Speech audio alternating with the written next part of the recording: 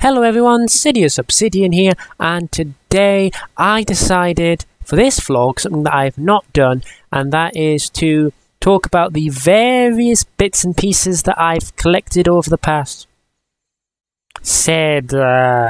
month or two, maybe? 2, 3 months. Yes, month or two, what does it matter? Blah blah blah blah blah. And in each vlog, for the Brighton one, I said I had some books I bought, but for some bizarre reason during that vlog, I didn't say, hey, this is what I've got, blah, blah, blah, blah, blah. What do you think? I don't know why I didn't do that. Oh, that was it. I just left them underneath a settee for some bizarre reason, and they've been there for about a month. You just put them underneath the settee and just leave them there, apparently. That's how you look after books. I'm like a perfect librarian. Anywho, I'm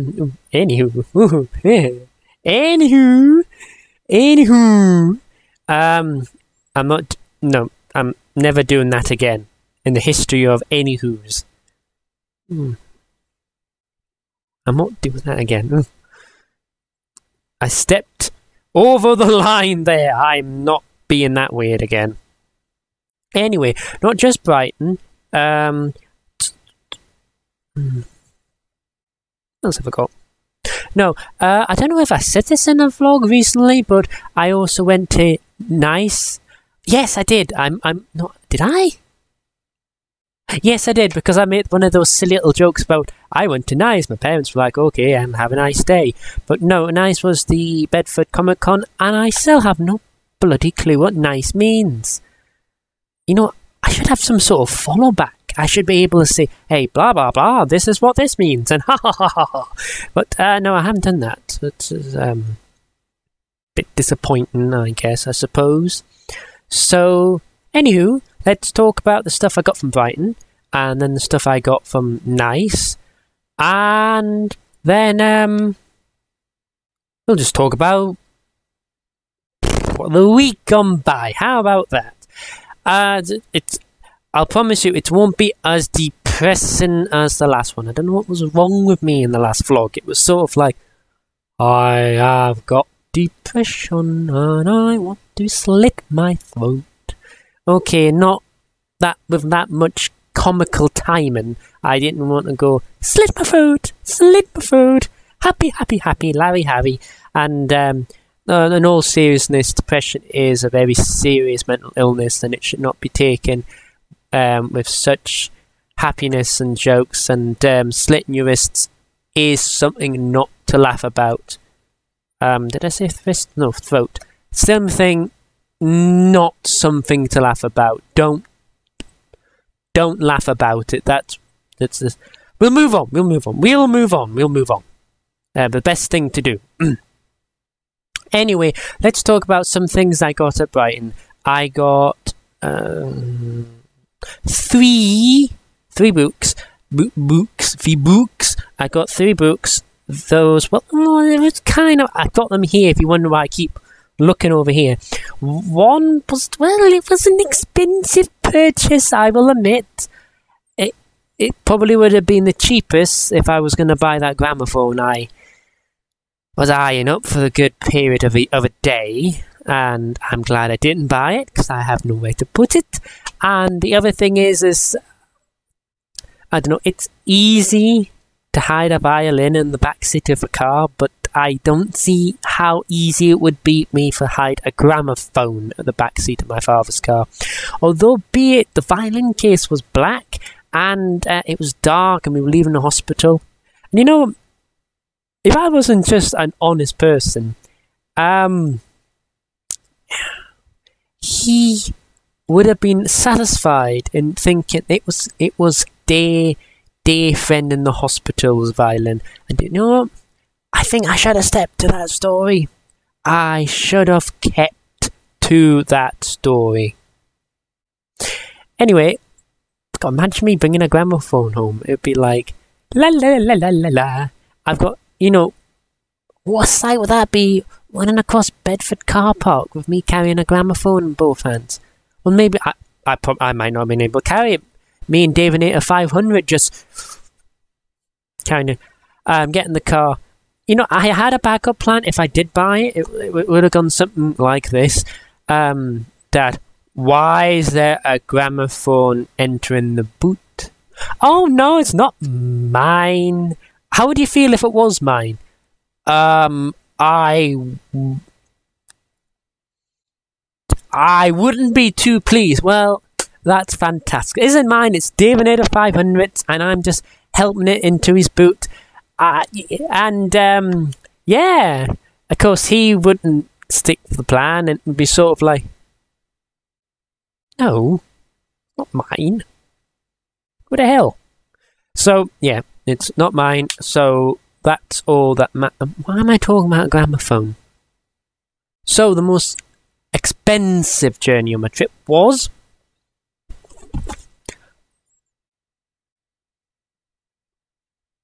Oh, fudge. Give me 2 seconds.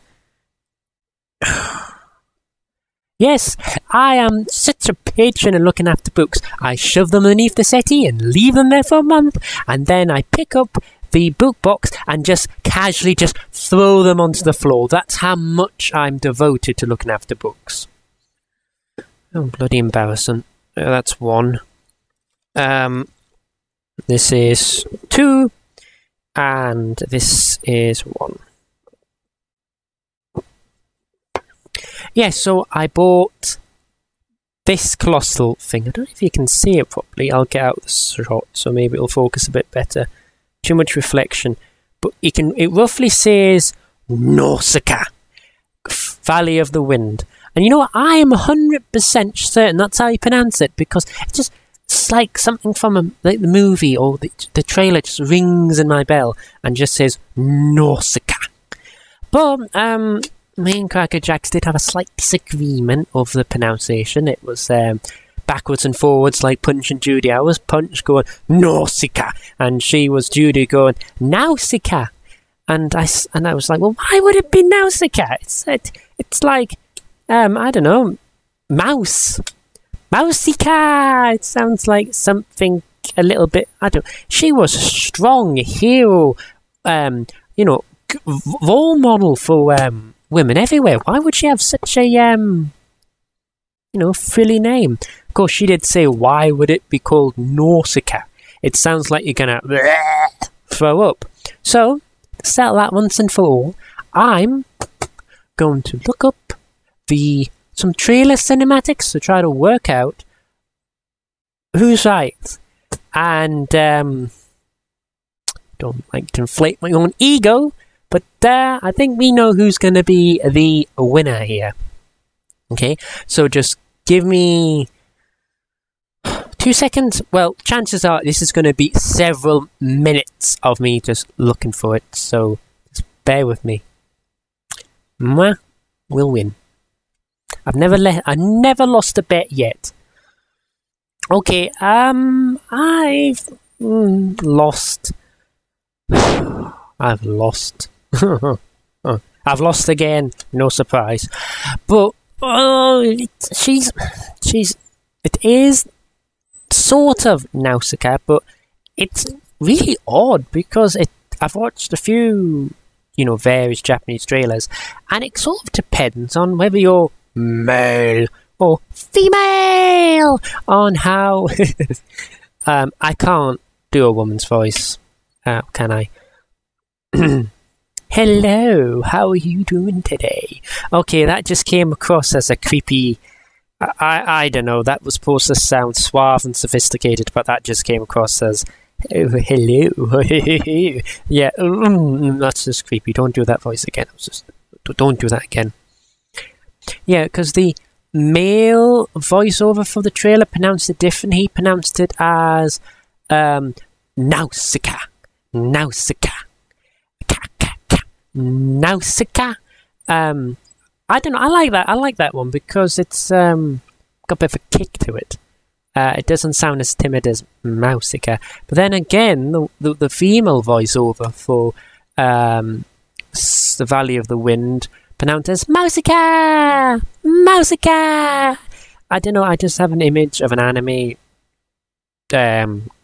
schoolgirl, picturing white shirt, black tie, red blazer, red patch kilt, and black leggings and little black shoes.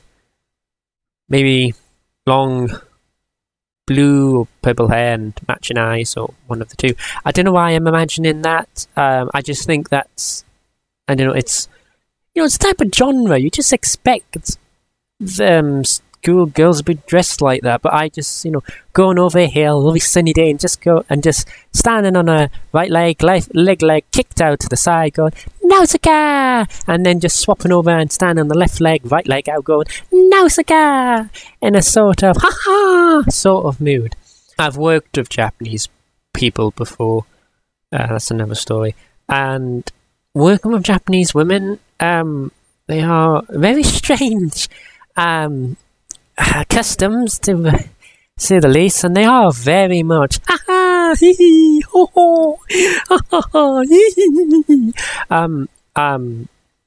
not trying to be racist, that's just how they are, and it's a tiny little bit disturbing sometimes.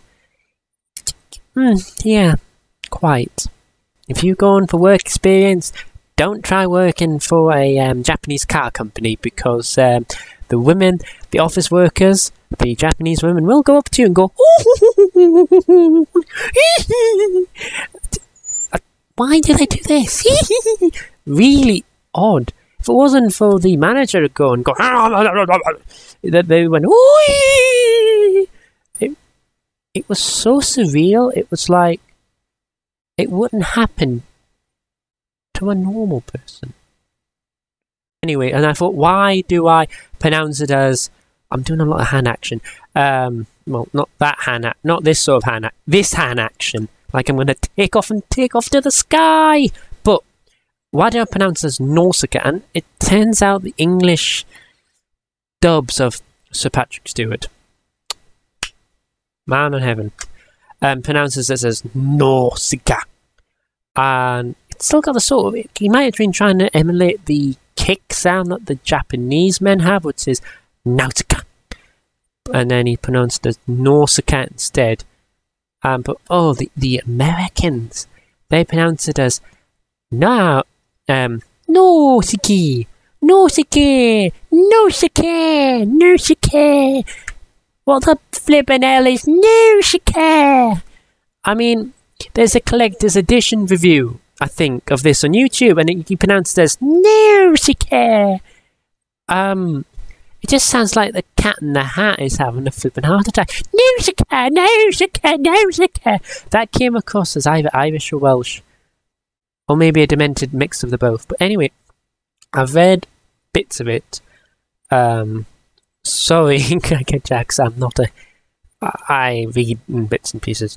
And basically, Nausicaa, she came in on this big swooping plane thing. I'm terrible with words at the moment. And she saved... bloody hell. Terrible with names. What do you call it again? She saved Yupa. How could I forget a name like Yupa? For goodness sake. It's only 2 syllables from a gnome. It's like a big scour bug creature, and blah, blah, blah. And basically they live in a post-apocalyptic nuclear wasteland. All that survives is the toxic poison, the forest where it produces spores, and if we breathe it in, we'd be dead in an instant. It's like a covering of toxic death, and it just swallows up humanity, destroys it.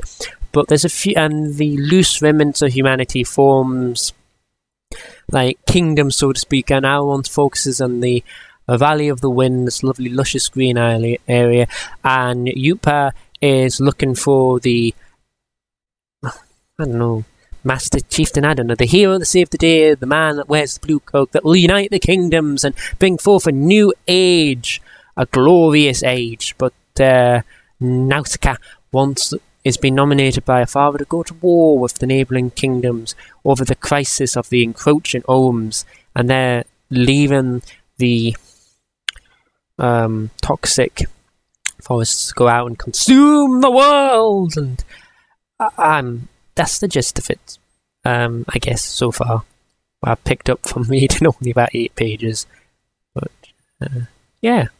So the other thing is that, like, before I demonstrate it, this comes out, and this is just the protective cover. Then inside there was, oh my god, where's the focus gone? Focus! Thank you. There was not one, but 2 books. Lovely coloured, illustrated. I mean, the manga, like you read most mangas, you read it the opposite side to how us English read it. But, I mean, the drawings is black and white. It's roughly taken directly off the storyboard for the movie, and it's got some lovely, look at that, lovely drawings inside. And there's, the first book has maps, and it's got diagrams of clothing, and it really, really captures the heart and soul of Nausicaa, Valley of the Wind. I mean, just look at that beautiful artwork. I don't know, I might do a follow-up review of this book, or books, so to speak, once I've got through it all. Anyway, on to the other stuff I've got. Anyway, what else? Well, we went into a comic book store or so, and I bought, the group, so me, Cracker Jacks, Davinator 500, Jay, and I don't like saying names of people I know on YouTube unless they've either got a YouTube account or I've got their permission to say the names, so we'll just say J and H, and there was C, big C, oh, very big, loud, charismatic C, and there was little d, oh no, that's Davinator 500, I don't need to say little d. There was, let's just stop the silly names. Anyway, moving on. This one, by Philip K. Dick, wonderful name. Do androids dream electric sleep? And what I can make out is that there are artificial beings in the future, and we're following the relationship of this chap here, who has his own wife, but they're programmed, so to speak. He's programmed and employed by the cops to murder people, to give the cops jobs. He doesn't like his job, and to help his day pass by, and his wife, they have these sort of dial discs in which you can dial certain numbers, and it gives you certain emotional responses. Like, for some reason, she decides to dial number not said, but she decides to dial a number that will give her depression for 3 hours because she thought, why not? I want to experience depression. Most people, I'm pretty sure, would not. And, like, if you dial 3, you feel the need to dial more, and then there's dial 3 if you wish to feel the need to dial an emotional number, and dial 888 if you want to watch TV when there's nothing on. I would love that number. Any idea what it's like sitting down to a skybox with over 1,000 odd channels and there's nothing on? Dial 888 and I'll be sitting there like, you know what, Jimmy Kyle's the best thing that's happened since sourdough bread. And if any of you have had sourdough bread, you need to have a certain taste for it. And now he's going to work to commit a murder for the police to solve. And I'm looking forward to reading this book. There's lots of good reviews about this one. Do androids dream electric sleep? And you know what? For award-winning work, I think it's definitely worth checking out. Finally, the last thing is Deadly Class. It follows the chap in the middle. Don't know his name yet. Or maybe I do. Hold on. Yes, I do. Marcus. Yeah, I obviously read a lot, don't I? Yeah, Marcus. And Marcus is homeless. He once had a family. He's been homeless for a while when he was a child. His parents died in front of him. And he blames Ronald Reagan for his parents' deaths, the current president in the 80s, because certain policies allowed crazy mental people to leave asylums because the asylums were overflowing, and one mental person threw themselves off a bridge and landed slap bang on top of his parents, killing him outright. Bloody mess, gore all over him. It's like the birth of Batman if Batman saw his parents not getting shot, brutally murdered, but flattened by the Joker, and just organs splattered out across Bruce's body, turning his lovely white shirt a lovely crimson red. Yeah, and he's been, a girl on the motorbike rescues him from the police. There's no why the police are chasing him. They're going to catch him, and he said, "You've got something special in you." I don't know why, but this just rings Lego Movie. Anyone seen the connection here? The special getting picked up by a mysterious, beautiful-looking woman with coloured tats on her and going to rescue him. The police are chasing after him, and he's got no reason why. No, he doesn't know why. Yeah, that sounds familiar. But this all-wise samurai has invited him to... all-wise samurai. That's very brainy. That reminds me a lot of the other Master Builder. But I'm guessing there's lots of similarities. He actually... he reminds me of Mr. Monopoly. So, I don't know, I just hear Mr. Monopoly's voice in my head. And I imagine Mr. Monopoly as a private assassin.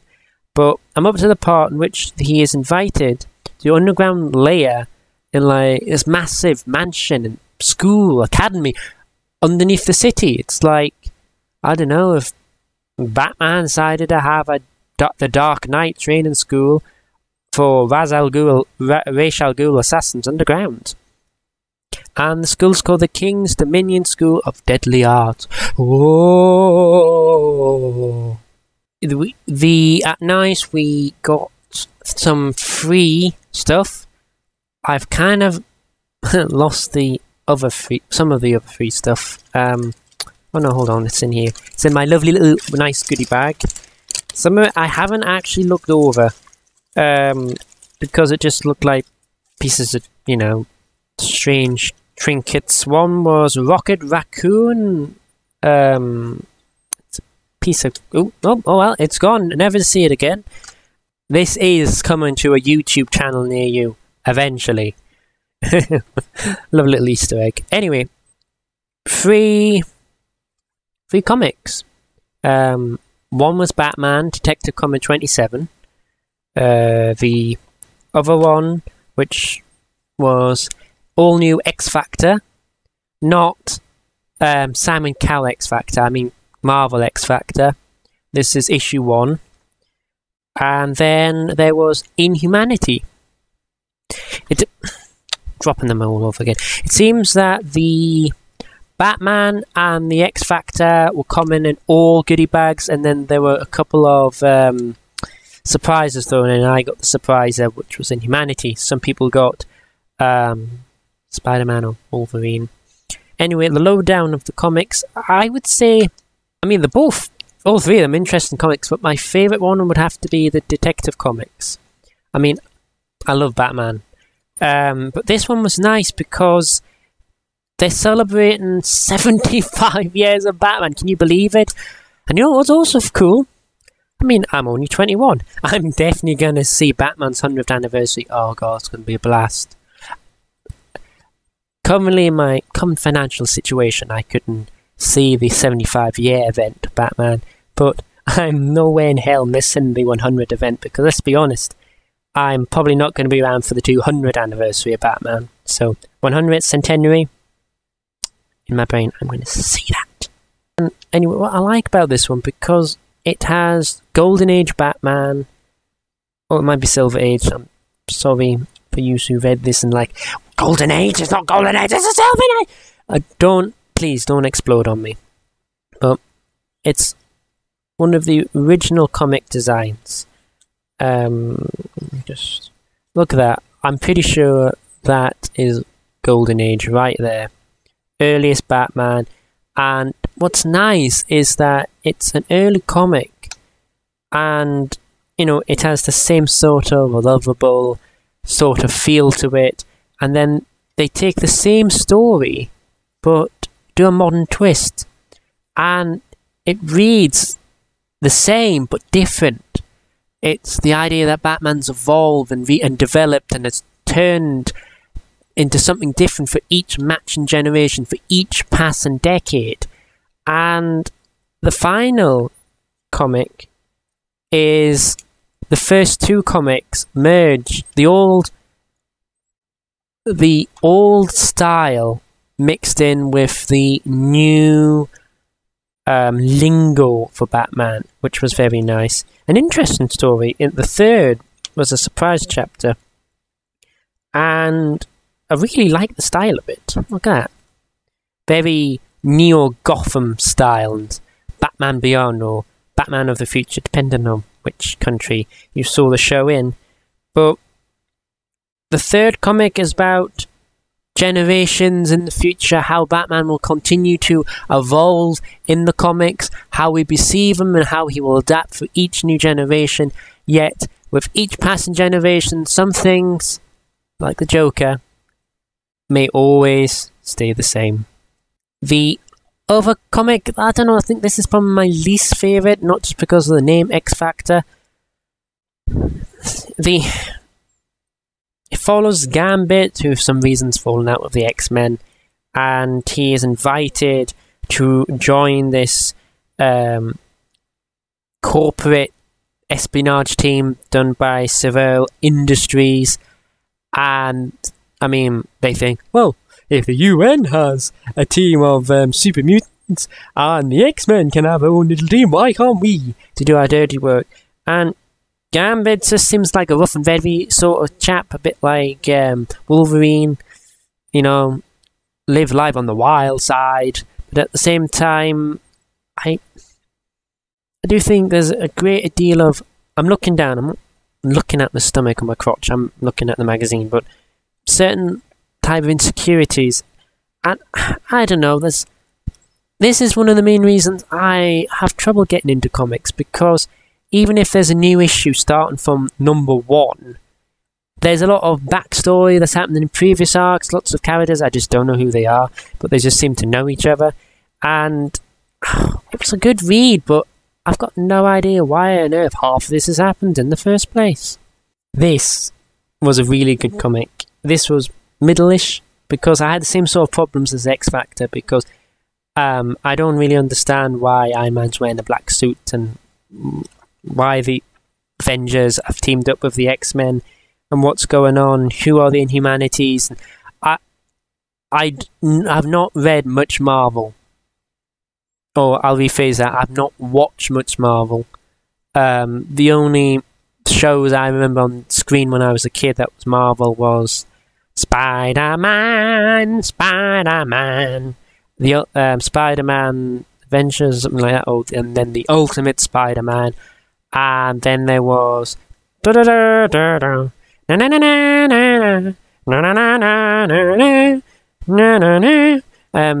X-Men. It was a good show, that. There was 3. Oh no, there was the other one, She-Hulk. Oh god, that girl. Every prepubescent boy's fantasy. It always confused me. Hulk would turn into this big savage monster, and she would turn into a supermodel. New. But I like this one slightly better because it gives you a slight backstory, and you meet mysterious characters, and I don't know who in humanity they seem to be some sort of massive living in a flying city made up of gods, champions, heroes, and legends called Tillian, and it just explodes, and Inhumans appear all over the place. I'm a bit confused the difference between a mutant and Inhuman. They seem both the same. The only difference is one, the mutants caused by a mutated genetic structure, and the Inhumans just seem to be born like that, but with super god abilities. But their king, Black Bolt, destroyed the city deliberately so Thanos wouldn't get the ultimate Inhuman that's apparently a pure cross, I don't know, purebred, and Thanos, he swore to destroy inhumanity for what reasons, I don't even know, but it apparently was explained in some previous story arc. And all the Inhumans that crossbred with humanity have now cropped up, so Thanos doesn't know who to target. But what really got this one was the explanation. There was a little bit more backstory, and a lot of this subplot was really juiced out by Karnak, and he has the ability to, I don't know, see into the future, great intellect, highly defined and tuned in. He sort of has the sort of personality I imagine Alfred from Batman would have if he was a god. Very nice chap. And he rationales everything out, and he just makes sense, and I'm just like, you know, this has drawn me in, this feels good, and he comes upon some sort of fork in the road, a sort of deliberation that his queen must, the wife of Black Bolt, who then died in the explosion, she must choose to go left or right, or find the third path. I won't spoil it, but the end is a little bit disappointing. It's like, I'm frozen, motion grips me, and blah blah blah. It's not because this has happened. It's because deep down, I was expecting some sort of character buildment, some sort of cliffhanger of how she truly felt, not I feel the worst has yet to come. Dun, dun, dun. Oh, that just felt so cheesy. That was my only disappointment in that comic. Anything I was going to talk about and I haven't talked about, I guess I'll do it in the next one, because this is starting to tick over a little bit too far now. So, any teasers coming up? Well, I've learned not to make you any promises, because that free-to-play Friday episode, I've been promising every week for the past 2 weeks, so I'm not going to bother promising that until I've recorded and actually edited. And there's so much editing to do. I think that's going to be like the running gag of each vlog, which is the editing, so much editing. Yeah, that's a... Sorry. That'll be the running gag. And of course, there's the mysterious walking the grey line. Woo. Yes, that needs a little bit more development. I do hope in the future that I may be involved in some other projects. That totally depends on my various YouTube and partners.